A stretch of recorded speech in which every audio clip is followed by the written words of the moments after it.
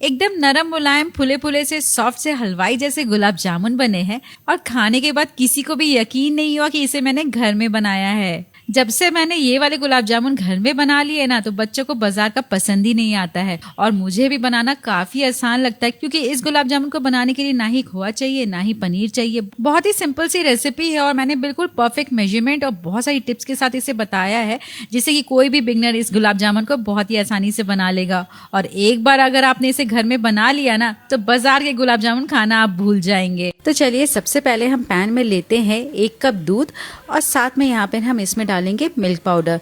Milk powder आप कोई भी ब्रांड का ले सकते हैं, मार्केट में बहुत ही इजीली मिल जाता है। और अब इसमें हम डालते हैं 2 टेबलस्पून सूजी और सभी चीज़ों को एक बार अच्छे से मिक्स कर लेते हैं। अभी तक मैंने यहाँ पे फ्लेम को ऑन नहीं किया है, पहले सभी चीज़ों को अच्छे से मिक्स कर लेते हैं, क्योंकि ठंडे दूध में जब हम मिल्क पाउडर को मिक्स करते हैं तो बहुत जल्दी घुल जाता है और गर्म दूध में डालने से बहुत सारी गुठलियाँ पड़ जाती हैं। वैसे तो सूजी को ऐड करना बिल्कुल ऑप्शनल है, आप चाहें तो स्किप भी कर सकते हैं। तो यहाँ पे मिक्स करते हुए आप देख रहे हैं थोड़ी बहुत गुठलियाँ दिख रही है मिल्क पाउडर की, तो कोई प्रॉब्लम नहीं है, जब हम कुक करेंगे ना तो ये अच्छे से मिक्स हो जाएगी। अब हम फ्लेम को ऑन करेंगे।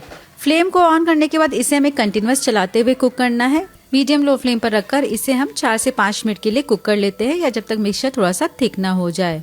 कंटिन्यूअस चलाते हुए आप देख रहे हैं जो मिक्सचर है काफ़ी स्मूथ सा दिख रहा है, जो थोड़ी बहुत गुठलियाँ थी वो भी खत्म हो गई हैं। तो मिल्क पाउडर जो है अच्छे से घुल गया है दूध के साथ। मैंने जिस कप से नाप के 1 कप दूध लिया है, सेम उसी कप से नाप के मैंने 1 कप मिल्क पाउडर भी ऐड किया था। तो आप जिस कटोरी से दूध ले रहे हैं उसी कटोरी से उतना ही मिल्क पाउडर डाल दीजिए। और अगर आपको यहाँ पे मैं ग्राम्स में बताऊँ तो 200 ml मैंने दूध लिया है और लगभग 100 से 125 ग्राम मिल्क पाउडर का इस्तेमाल किया है। टोटल 1 कप मिल्क पाउडर से आप लगभग 20 से 22 गुलाब जामुन बना के रेडी कर सकते हैं। अब जैसे जैसे कुक करते जा रहे हैं वैसे वैसे ये मिक्सचर जो है काफ़ी थिक होता जा रहा है और थोड़ा सा पैन के तले में चिपक रहा है। तो इसी स्टेज पे हम इसमें डाल देते हैं घी। तो लगभग 2 से 3 चम्मच घी डालेंगे और घी डालने के बाद इसे हम 2 से 3 मिनट के लिए और कुक करेंगे। घी डालने से टेस्ट बहुत अच्छा आता है, तो यहाँ पे तेल बिल्कुल नहीं डालें, क्योंकि जब भी हम कुछ मिठाई वगैरह बनाते हैं घी में बनाते हैं तो इसका अलग ही टेस्ट होता है। इसमें सूजी भी ऐड किया है तो ये मिक्सचर जो है थोड़ा सा दानेदार भी दिख रहा है। जब तक ये डो जैसा ना हो जाए तब तक इसे हमें कुक करना है। और अगर आपको ये रेसिपी अच्छी लगे तो वीडियो को लाइक और कमेंट जरूर कीजिएगा और ऐसी इजी रेसिपीज देखने के लिए मेरे पेज को जरूर फॉलो कीजिए। तो ये देखिए कुक करते हुए 4 से 5 मिनट हुआ है और देखिए कितने बढ़िया से जो मिक्सचर है ना पैन को छोड़ दिया है। साइड को भी आप अच्छे से स्क्रैप कर लीजिए और इस तरीके से देखिए बिल्कुल सॉफ्ट डो जैसा हो गया है और काफ़ी स्मूथ सा दिख रहा है। तो अब हमें इसे और कुक नहीं करना है, फ्लेम को बंद करते हैं और जैसे ये ठंडा होगा थोड़ा सा फर्म हो जाता है तो तुरंत ही इस मिक्सचर को हम बोल में ट्रांसफर कर देंगे। तो जब तक ये मिक्सचर थोड़ा सा ठंडा हो रहा है तब तक चलिए इसके लिए एक परफेक्ट सी चाशनी भी बना लेते हैं। तो लेते हैं पैन और इसमें हम डालेंगे चीनी। तो यहाँ पे इस कप से नाप कर मैं लगभग 2.5 कप चीनी डाल रही हूँ और अगर ग्राम्स में देखें तो यहाँ पे 500 ग्राम चीनी का इस्तेमाल किया गया है। अब जिस कप से नाप के हमने चीनी लिया है उसी कप से नाप के हमें पानी भी डालना है। पानी और चीनी का जो रेशियो है वो इक्वल होना चाहिए, यानी कि यहाँ पे पानी भी हमें 2.5 कप ही डालना है। अब मेजरमेंट के लिए मैंने यहाँ पे इस कप का इस्तेमाल किया क्योंकि मैं अक्सर बेकिंग वगैरह करती रहती हूँ। अगर आपके पास इस तरीके का कप नहीं है तो आप घर के कोई भी बर्तन का इस्तेमाल कर सकते हैं नापने के लिए। हमेशा जब भी चाशनी बनाए तो नाप कर ही लें। अब चीनी और पानी को डालने के बाद इसे हम मीडियम लो फ्लेम पर रखकर कंटिन्यूअस चलाते हुए कुक करेंगे। जैसे जैसे कुक करते जाएंगे वैसे वैसे चीनी जो है अच्छे से मेल्ट हो जाएगी। और यहाँ पर हमें 1 या 2 तार की चाशनी नहीं बनानी है, बिल्कुल सिंपल तरीके से जब ये हल्की सी चिपचिपी हो जाए उतना ही हम इसे कुक करेंगे। अब जब भी आप चाशनी बनाए ना तो जैसे ही चाशनी में बॉयल आने लगे उसी समय इसमें 1 से 2 चम्मच दूध जरूर डाल दीजिए, क्योंकि चीनी में बहुत सारी इम्प्योरिटीज होती हैं और दूध डालने से ये इम्प्योरिटीज खत्म हो जाती है और हमारी जो चाशनी है ना बिल्कुल मार्केट जैसी क्रिस्टल क्लियर दिखती है। तो दूध डालने का जैसे ही अच्छे से बॉयल आएगा ना तो आप देखेंगे कि साइड में जो है झाग इकट्ठा हो रहा है। तो इस झाग को हमें निकाल लेना है क्योंकि यही है चीनी की इम्प्योरिटीज। तो सभी झाग को इस तरीके से निकाल लेना है और चाशनी को अब हम मीडियम लो फ्लेम पर रखकर 10 से 12 मिनट के लिए कुक कर लेंगे। तो घड़ी देख के इसे मैंने 12 से 13 मिनट के लिए कुक किया है और अब हम एक बार इसे चेक भी कर लेते हैं। तो यहाँ पे चेक करने से जो है चाशनी मुझे थोड़ी सी चिपचिपी लग रही है, मतलब कि यहाँ पे 1 या 2 तार की चाशनी नहीं बन रही है लेकिन चिपचिपी सी है। जब ये चाशनी गर्म होती है तो आपको यहाँ पे ये थोड़ी सी पतली दिखेगी, लेकिन जैसे ये ठंडी हो जाएगी ना थोड़ी सी थिक हो जाएगी। तो अब इसे हमें और कुक नहीं करना है, फ्लेम को बंद करते हैं और अब इसमें हम डालते हैं थोड़ा सा केसर, जिससे कि कलर और टेस्ट दोनों ही बहुत अच्छा आएगा। और साथ ही में यहाँ पे 2 से 4 पीस इलायची को भी हम हल्का सा क्रश कर लेते हैं और इस तरीके से क्रश करने के बाद इसके दाने को निकाल कर हम छिलके सहित ही सिरप में डाल देंगे। केसर और इलायची डालने से टेस्ट अच्छा आएगा, आप चाहें तो इसे स्किप भी कर सकते हैं। तो बहुत ही बढ़िया से चाशनी भी बन के रेडी हो गई है। इसे हम बोल में ट्रांसफर करते हैं और यहाँ पे जो हमारा मिल्क पाउडर का डो है ये भी हल्का ठंडा हो गया है, तो इसे एक बार बिल्कुल अच्छे से मैश कर लेंगे। तो बस 1 से 2 मिनट मिक्स करने के बाद अब इसमें हमें बाइंडिंग देना है, तो डालते हैं मैदा।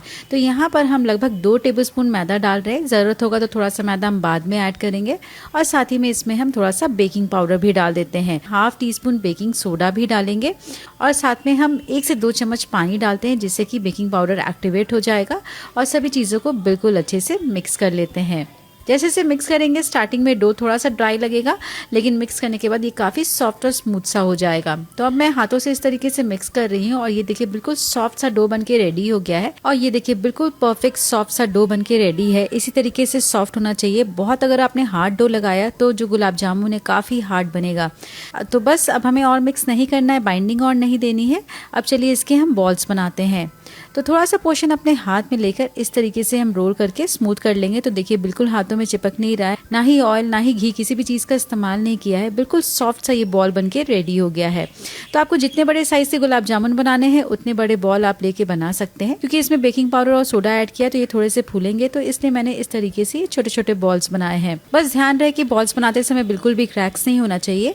और यहाँ पे देखिए मैंने टोटल 21 बॉल्स बना के रेडी किए हैं और चलिए इसे हमें फ्राई करना है। गुलाब जामुन को फ्राई करने के लिए तेल का टेम्परेचर बहुत इंपॉर्टेंट है। तो यहाँ पे मैं थोड़ा सा पोर्शन इस तरीके से डाल के एक बार चेक कर रही हूँ और ये देखिए फ्राई करते समय ऊपर की तरफ आ गया है, लाल भी नहीं हुआ है। तो इसका मतलब है कि यहाँ पे तेल का टेम्परेचर परफेक्ट है, ना ही बहुत ज्यादा गर्म है ना ही बहुत ठंडा है। अब एक एक करके सभी गुलाब जामुन को हम तेल में डालते हैं। तो एक बार में मैंने यहाँ पे 5 गुलाब जामुन ही ऐड किए हैं और अभी हमें गुलाब जामुन को बिल्कुल भी पलटना नहीं है, ना ही टच करना है। बस तेल को इस तरीके से चलाते जाएंगे तो बहुत ही बढ़िया से फूलेंगे, बिल्कुल भी फटेंगे नहीं।